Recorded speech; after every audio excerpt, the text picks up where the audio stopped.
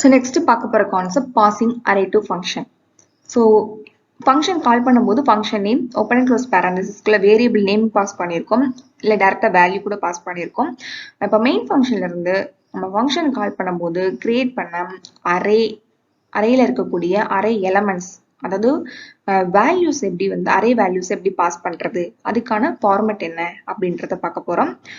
So first வந்து function வந்து declare பண்ணும்போதே இந்த ஃபங்க்ஷன் வந்து கெட் பண்ண போற வேல்யூஸ் எல்லாமே array elements.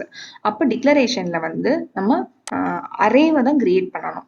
void space sum open brace close brace குள்ள int space arன்றது array name, open brace close brace குள்ள 5 க்ளோஸ் பண்ணி செமிகோலன்.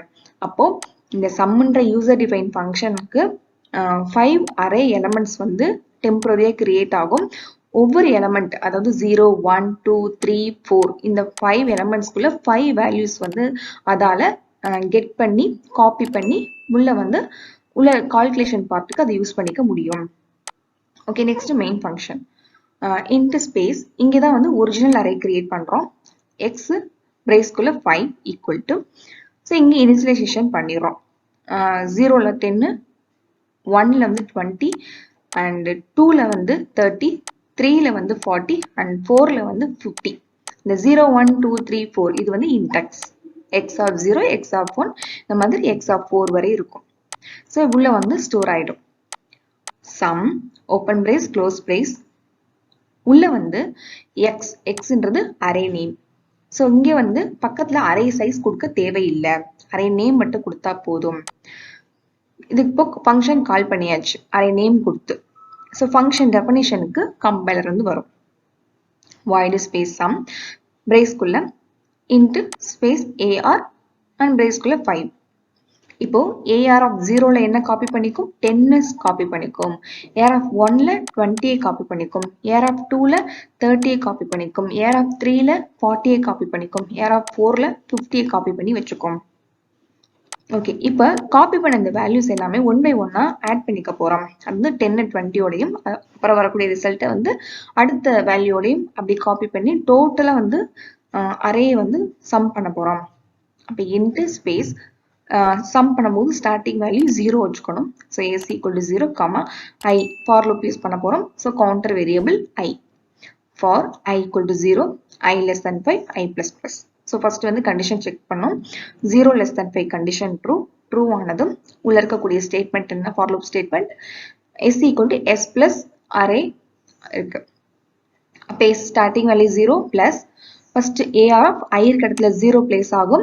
அப்போ 0th எலமெண்ட்ல என்ன வேல்யூ இருக்கும், 10. அப்போ 10 பிளஸ் 0 10. எஸ்குள்ள ஒரு வேல்யூ ஸ்டோர் ஆயிருக்கு 10. மறுபடியும் லூப் போகும்.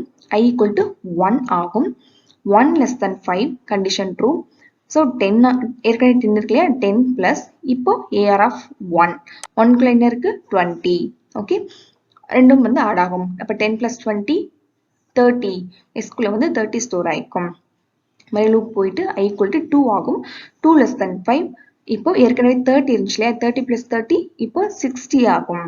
ஸோ மறுபடியும் லூப் போகும். ஐ ஈக்குவல் டு 3 ஆகும். 3 லெஸ் தென் 5 கண்டிஷன் ட்ரூ. இப்போ ஏற்கனவே வந்து 60 இருந்துச்சு, 60 பிளஸ் 40 100. ஸோ மறுபடியும் வந்து லூப் போகும். ஐ ஈக்குவல் டு 4 ஆகும். 4 லெஸ் தென் 5 கண்டிஷன் ட்ரூ.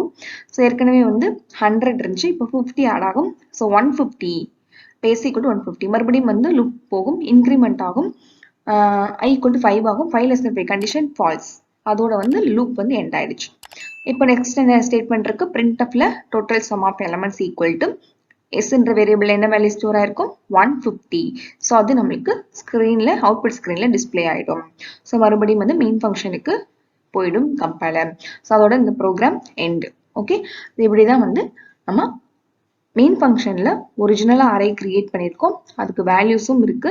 அந்த வேல்யூஸை நம்ம பாஸ் பண்ணும்போது அரே நேம் மட்டும் கொடுத்து பாஸ் பண்ணா போதும். பக்கத்துல வந்து அரே சைஸ்லாம் கொடுக்க தேவையில்லை. ஓகே.